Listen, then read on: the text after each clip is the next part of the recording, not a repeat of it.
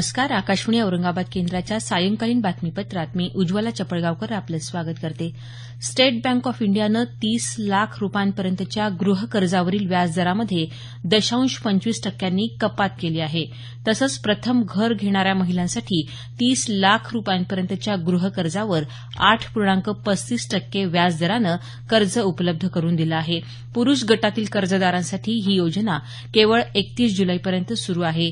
व्याजदरामध्ये पगारदारांसाठी 0.20% तर पगारदार नसलेल्या ग्राहकांसाठी 0.15% एवढी कपात करण्यात आली असल्याचं एसबीआयचे राष्ट्रीय बँकिंगचे व्यवस्थापकीय संचालक रजनीश कुमार यांनी म्हटलं आहे. केंद्रीय पर्यावरण मंत्री अनिल माधव दवे यांनी देशात सेंद्रिय शेतीच्या आवश्यकतेवर भर दिला आहे. ते आज भोपाळ इथं एका कार्यक्रमात बोलत होते. सेंद्रिय शेतीत गायीचं शेण महत्वाचं ठरू शकतं असंही त्यांनी पुढे नमूद केलं. हरियाणाचे माजी मुख्यमंत्री भूपिंदर सिंग हुडा यांची केंद्रीय अन्वेषण विभागानं आज चौकशी केली. पंचकुलामध्ये हरियाणा नागरी विकास प्राधिकरणानं 14 भूखंड वाटप करताना झालेल्या अनियमिततेप्रकरणी ही चौकशी करण्यात आली. हुडा मुख्यमंत्री असताना या प्राधिकरणाचे अध्यक्ष होते. या प्रकरणी हुडा यांच्यासह एक सनदी अधिकारी, 2 प्राधिकरणाचे अधिकारी आणि हुडा यांचे तत्कालीन सचिव छत्तर सिंग यांच्या विरोधात गुन्हे दाखल झाले आहेत. दिल्लीचे माजी मंत्री आणि आम आदमी पक्षातून निलंबित केलेले कपिल मिश्रा यांनी मुख्यमंत्री अरविंद केजरीवाल यांच्या विरोधातले टँकर घोटाळ्यातले पुरावे लाचलुचपत प्रतिबंधक विभागाकडे सादर केले आहेत. 400 कोटी रुपयांच्या टँकर घोटाळ्याबाबतचे पुरावे केंद्रीय गुन्हे अन्वेषण विभागाकडेही सादर करणार असल्याचं त्यांनी सांगितलं. दरम्यान आम आदमी पक्षानं या आरोपांचं खंडन करत मिश्रा हे भाजपचे एजंट असल्याचा आरोप केला आहे. न्यायालयं आणि न्यायाधिकरणांना मुबलक प्रमाणात पायाभूत सोयीसुविधा पुरवणं हे राज्य सरकारला बंधनकारक असल्याचं मुंबई उच्च न्यायालयानं म्हटलं आहे. त्यासाठी आवश्यक ती पावलं उचलण्याचे निर्देशही न्यायालयानं दिले आहेत. राज्यातली न्यायालयं आणि प्राधिकरणांमधल्या दुरावस्थेबाबत दाखल केलेल्या याचिकेवर निर्णय देताना न्यायालयानं हे निर्देश दिले. पुण्यातल्या नैना पुजारी हत्येप्रकरणी पुणे सत्र न्यायालयानं 3ही आरोपींना दोषी ठरवलं आहे.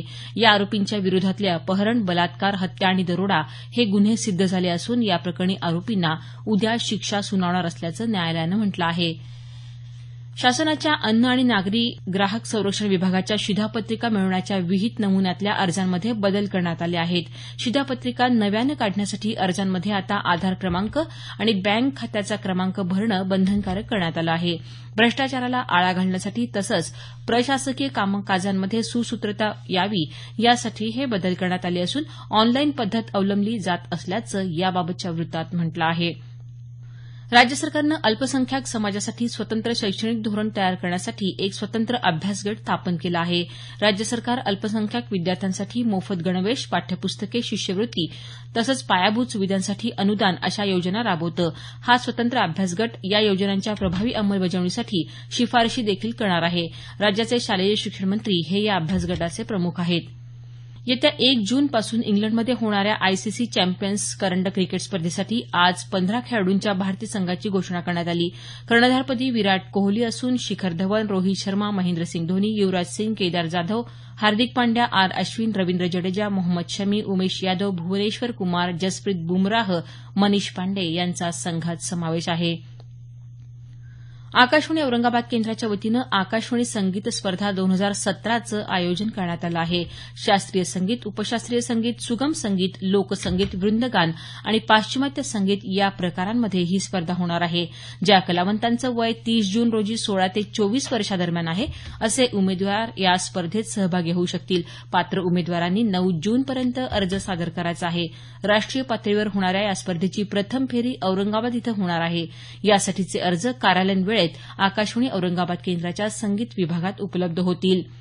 सुरत नागपूर राष्ट्रीय महामार्गावर धुळ्याजवळ काल रात्री झालेल्या अपघातात 3 जण जागीच ठार झाले तर 3 जण गंभीर जखमी झाले. रस्त्यावर उभे असलेलं ट्रॅक्टर अंधारामुळे व्हॅनच्या चालकाला न दिसल्यामुळे व्हॅन ट्रॅक्टरवर जाऊन आदळल्यानं हा अपघात घडला. ट्रॅक्टर चालकाविरोधात गुन्हा दाखल करण्यात आला आहे. दुसऱ्या जागतिक महायुद्धाला आज 72 वर्ष पूर्ण झाली. 1945 मध्ये याच दिवशी हे युद्ध संपलं होतं. याबरोबरच हे बातमीपत्र संपलं. आमचं यानंतरचं बातमीपत्र उद्या सकाळी 6:50 वाजून